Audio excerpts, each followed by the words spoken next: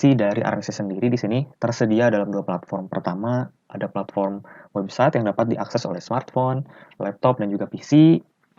Dan yang kedua, di sini ada platform mobile khususnya untuk smartphone yang bersistem operasi Android.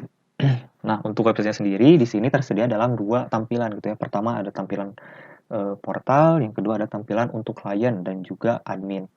Nah, di sini mungkin kita akan breakdown terlebih dahulu dari tampilan portalnya terlebih dahulu. Pertama di sini ada section header, di bawahnya ada section yang menjelaskan tentang teknologi yang diterapkan. Di sana terdapat IoT, smart system atau artificial intelligence atau AI, kemudian ada solar panel dan juga LoRa. Di bawahnya di sini ada definisi dari munculnya gitu ya, dari munculnya RNSSIS. RNSSIS itu apa? Fungsinya untuk apa? Di bawahnya kemudian ada kelebihannya, ada advantage-nya dari alat ini gitu. Kemudian di bawahnya di sini ada cara kerja dari RNSSIS itu sendiri. Kemudian di bawahnya lagi di sini tersedia informasi mengenai kemampuan-kemampuan yang dapat RNSSIS ini lakukan. Di bawahnya lagi di sini ada komposisi tim, mulai dari dosen pembimbing, kemudian ketua, dan deretan anggota gitu ya. Selanjutnya di sini ada kontak us. Kami di sini bertempat di Politeknik di Bandung. Dan di bawahnya di sini ada ajakan untuk menggunakan RNSSIS, ada section persuasif gitu ya. Dan terakhir di sini ada section footer. Selanjutnya kami akan bahas tentang tampilan untuk admin ataupun klien gitu. Kita mulai dari login terlebih dahulu. Di sini sudah ada akunnya gitu ya. Di sini ada akun operator@volban.ac.id, yaitu yang berlaku atau berperan sebagai administrator atau operator. Nah, untuk perannya sendiri pada aplikasi RNSSIS ini terbagi menjadi dua. Pertama ada operator atau administrator dan juga ada klien. Seperti namanya gitu ya. Sebagaimana operator di sini, peran ini dapat mengakses seluruh fungsionalitas yang ada. Sedangkan untuk klien sendiri di sini hanya bisa mengakses, bisa memonitoring lahan yang dimilikinya saja. Kita langsung mulai saja. Di sini login sebagai operator. Kemudian akan dipindahkan, akan dialihkan ke halaman dashboard. Di sini bisa kita lihat menampilkan 3 informasi. Pertama dari tanggal dan hari, kemudian ada jumlah klien, dan terakhir di sini ada jumlah lahan gitu ya. Nah, selanjutnya di sini kita akan coba kelola atau manage klien itu sendiri. Di sini pada halaman menunya gitu ya, terdapat informasi nama, kemudian ada client code yang dipakai nanti pada saat pairing dengan alat di lapangan. Kemudian ada email, kemudian ada klien dibuat. Di sini ada aksi bisa menambah lahan, bisa menghapus klien, dan bisa melihat dari lahan yang dimilikinya. Kita mungkin akan coba lihat dari register terlebih dahulu ya. Di sini kita bisa melakukan registrasi akun, kita bisa mengisi terlebih dahulu informasi-informasi yang dibutuhkan, sehingga nantinya ketika akun ini atau klien ini sudah terbuat, akan otomatis membuat akun. Nah, akun itu akan dikirim melalui email sehingga pengguna ini atau klien dapat mengetahuinya. Gitu bisa kita lihat di sini untuk emailnya sendiri kurang lebih seperti ini gitu ya. Di sini menampilkan nama, kemudian ada email dan juga password. Nah, setelah itu kemudian setelah halaman untuk menambahkan klien, di sini juga bisa menambahkan lahan. Kita bisa menambahkan lahan dengan informasi-informasi yang bisa dimasukkan. Di sini juga kita bisa menghapus klien, cuma cancel, dan kita bisa melihat lahan-lahan apa saja yang bisa diakses atau yang dimiliki oleh seorang klien.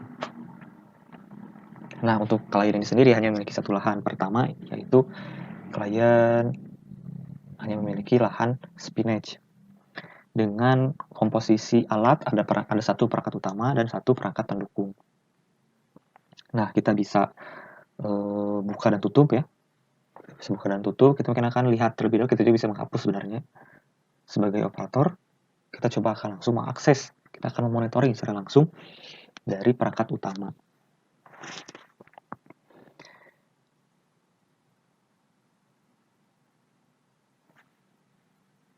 Nah, untuk perangkat utama sendiri, tadi kenapa loadingnya sedikit lama, karena memang di sini kondisinya sedang agak susah sinyal ya. Ini agak sedang susah sinyal. Nah, di sini bisa kita lihat pada layar akan memonitoring dari parameter-parameter yang berhubungan dengan udara gitu. Misalkan ada kelembapan udara, ada suhu udara, ada kecepatan angin, ada tekanan, ada intensitas cahaya, dan juga di sini ada prediksi. Pertama dari prediksi curah hujan, di sini menampilkan bahwa cuacanya sedang cerah berawan gitu ya. Kemudian ada prediksi dari hama atau penyakit yang akan timbul. Di sini bisa kita lihat untuk tanamannya sendiri, bisa kita lihat hama atau penyakit yang mungkin akan timbul. Di sini ada ulat daun, ulat crop, dan busuk hitam dengan kemungkinan yang tinggi gitu ya. Di sini juga ada rekomendasi aksi yang harus dilakukan, yaitu di mana tanaman ini kekurangan fosfor gitu ya, kekurangan fosfor, sehingga aksi yang harus dilakukan adalah memberikan abu sekam padi sebanyak 30%. Di sini ada menampilkan histori data yang ditampilkan melalui visualisasi grafik. Di sini bisa akses juga yang lain. Kita bisa akses lain, tadi kan ada suhu gitu ya. Tadi ada suhu, selanjutnya di sini ada humidity atau kelembapan. Nah, untuk datanya sendiri ini bisa difilter berdasarkan data terbaru, bisa data per hari per jam. Bisa juga, nah ini data per jamnya masih sedikit gitu ya. Dan data per hari. Nah, ini juga baru satu. Seperti itu mungkin untuk dari monitoring perangkat utama. Nah, di sini juga sebenarnya kita bisa melihat gitu ya, notifikasi sebagai operator, kita bisa melihat notifikasi. Curah hujan menurun, angin berhembus kencang, seperti itu ya. Kita mendapatkan notifikasi. Nah, selanjutnya di sini kita bisa mengakses dari perangkat pendukung. Nah, untuk sedangkan perangkat pendukung ini hanya untuk memonitoring parameter-parameter yang berhubungan dengan tanah. Bisa kita lihat seperti suhu tanah, kemudian ada kelembapan tanah, pH tanah, dan yang tadi adalah NPK, nitrogen, fosfor, dan kalium.